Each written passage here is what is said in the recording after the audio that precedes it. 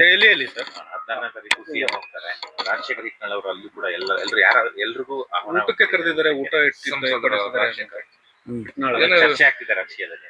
ಒಂದಾದ್ಮೇಲೆ ಒಂದು ಭೋಜನ ಕೂಟದ ಆಗ್ಲಿಲ್ಲ. ರಾಜಶೇಖರ್ ಹಿಟ್ನಾಳ್ ಅವರು ದೆಹಲಿನಲ್ಲಿ ಸಿಎಂ ಮತ್ತು ಸಚಿವರು ಶಾಸಕರಿಗೆ ಔತಣ ಕೊಡಕ್ಕೆ ಆಹ್ವಾನ ಕೊಟ್ಟವ್ರೆ. ಗೊತ್ತಿಲ್ಲ, ನಾನೇನು ಹೋಗ್ತಾ ಇಲ್ಲ. ನನಗೇನು ಗೊತ್ತಿಲ್ಲ ಅದು, ಆದ್ರೆ ನಾನು ಹೋಗ್ತಾ ಇಲ್ಲ, ದೆಹಲಿ ಹೋಗ್ತಾ ಇಲ್ಲ ಸರ್. ನವೆಂಬರ್ ನಲ್ಲಿ ಒಂದಷ್ಟು ಬದಲಾವಣೆ ಅಂತ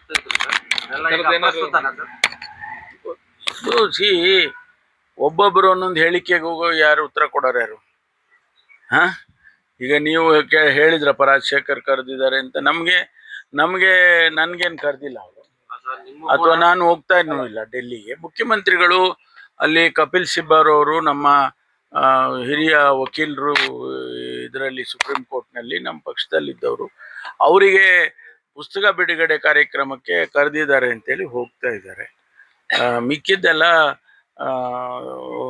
ಗೊತ್ತಿಲ್ಲ ನನಗೆ. ನಿಮ್ ಬಗ್ಗೆ ಚರ್ಚೆ ರಾಜಕೀಯ ಪದೋನ್ನತಿ ಹೊಂದ್ತಾರೆ ಪರಮೇಶ್ವರ್ ಅವರು ಕೂಡ ನವೆಂಬರ್ ಅಲ್ಲಿ, ಅಥವಾ ಮುಂದೆ 3ನೇ ಆಯ್ಕೆ ಕೂಡ ಚರ್ಚೆ ನಡೆದಿದೆ ಅನ್ನುವಂಥದ್ದು. ಇದು ಪೂರಕವಾಗಿ ದಲಿತ ಸಿಎಂ ಕೂಗು ಕೂಡ ಬಂತು ಸರ್. ಸತೀಶ್ ಜಾರಕಿಹೊಳಿ ಮತ್ತೆ ಮಾದೇವಪ್ಪರ ಮನೆ ಮುಂದೆ ಸ್ಟ್ರೈಕ್ ಕೂಡ ಮಾಡಿದ್ರು. ಯಾರು ಮಾಡಿದ್ರು? ದಲಿತ ಸಂಘಟನೆಗಳು ಮೌನ ಮೆರವಣಿಗೆ ಮಾಡಿದ್ದಾರೆ. ದಲಿತರಿಗೆ ಒಂದು ಅವಕಾಶ ಕೊಡಬೇಕು. ಈಗ ಅವಕಾಶ ಸಿಗದೆ ಇದ್ರೆ ಮತ್ತೆ ಯಾವಾಗ ನಿಮ್ಮ ಹೆಸರು ಕೂಡ ಕೇಳಿ ಬರ್ತಾ ಇದೆ. ಇನ್ನೊಂದು ಪ್ರಮುಖ 3ನೇ ಆಯ್ಕೆ ಮಾಡ್ತಾರೆ. 3ನೇ ಆಯ್ಕೆ ಬಗ್ಗೆ ಕೂಡ ಕಾಂಗ್ರೆಸ್ ಹೈಕಮಾಂಡ್ ಚಿಂತನೆ ನಡೆಸಿದೆ ಅನ್ನೋ ಒಂದು ಚರ್ಚೆ ಇದೆ ಸರ್. ಇದೆಲ್ಲ ಯಾರು ನಿಮಗೆ ಮಾಹಿತಿ ಕೊಡ್ತಾರೆ ಅಂತಾನೆ ಗೊತ್ತಿಲ್ಲ ನನಗೆ. ಇಲ್ಲ, ನೀವೇ ಎಲ್ಲ ಏನು ಸ್ಪೆಕ್ಯುಲೇಟ್ ಮಾಡ್ತಿರೋ ಏನೋ ಗೊತ್ತಿಲ್ಲಪ್ಪ. ಕನ್ನಡ ಪರ ಸಂಘಟನೆಗಳ ಹೋರಾಟಗಾರರಿದ್ದಾರೆ. ವರ್ಷಾನ್ಗಟ್ಲಿಂದ ಕೋರ್ಟು ಪೊಲೀಸ್ ಸ್ಟೇಷನ್ ಅಂತ ಓಡಾಡ್ತಾ ಇದಾರೆ, ಅಲ್ಲಿದಾಡ್ತಾ ಇದಾರೆ. ಕೇಸ್ಗಳನ್ನ ವಾಪಸ್ ತಗೊಳ್ತಾ ಇಲ್ಲ ಅನ್ನುವಂತ ಒಂದು ಆರೋಪ. ಸಾಹಿತಿಗಳು ಕೂಡ ಈಗ ಕನ್ನಡ ಪರ ಹೋರಾಟಗಾರರ ಪರ. ನೋಡಿ, ಯಾರು ಕಾನೂನಿನ ವಿರುದ್ಧವಾಗಿ ಕೆಲಸ ಮಾಡಿರ್ತಾರೆ ಅಂಥವ್ರ ಮೇಲೆ ಕ್ರಮ ತಗೊಳ್ತಾರೆ.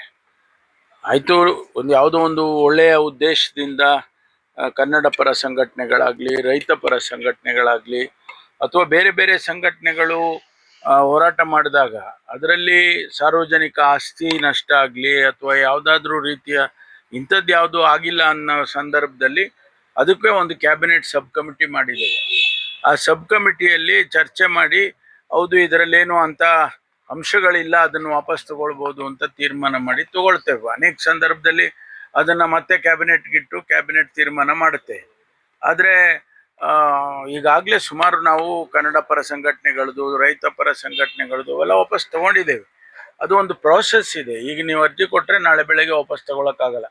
ಅದು ಯಾವ ಸ್ಟೇಷನಲ್ಲಿ ರಿಜಿಸ್ಟರ್ ಆಗಿದೆ, FIRನಲ್ಲಿ ಏನಿದೆ, ಇದನ್ನೆಲ್ಲ ನೋಡಿ ನಮಗೆ ರೆಕಮೆಂಡೇಶನ್ ಮಾಡ್ತಾರೆ.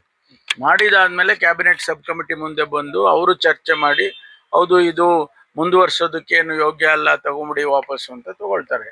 ಅದನ್ನು ಕ್ಯಾಬಿನೆಟಿಗೆ ಇಡಬೇಕು. ಕ್ಯಾಬಿನೆಟ್ ಆನಂತರ ವಾಪಸ್ ತಗೊಳುತ್ತೆ. ಆ ಪ್ರಕ್ರಿಯೆ ನಡೀತಾನೆ ಇರುತ್ತೆ. Okay sir, thank you sir. Thank you.